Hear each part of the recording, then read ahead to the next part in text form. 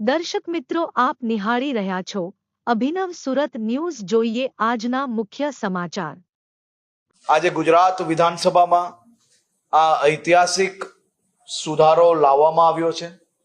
આ ઐતિહાસિક સુધારાના માધ્યમથી આ હજારો વાહનો આવનારા દિવસોમાં એનું ઓક્શન કરવામાં આવશે અને એ ઓક્શનના માધ્યમથી જે રકમ પ્રાપ્ત થશે તે રકમને રાજ્યના ગરીબો, શોષિતો, મારા રાજ્યના મધ્યમ વર્ગના પરિવારના વિવિધ લોક કલ્યાણકારી યોજનાઓની અંદર વાપરીને બુટલેગરો દ્વારા જે 2 નંબરથી આ આવક ઊભી કરી હોય અને આ પ્રકારની મોંઘી ગાડીઓ અને વાહનો પ્રાપ્ત કર્યા હોય તેને વેચીને રાજ્યના નાગરિકોને મદદ કઈ રીતે પહોંચે તે દિશામાં સરકાર દ્વારા આ ઐતિહાસિક સુધારો લાવવામાં આવ્યો છે.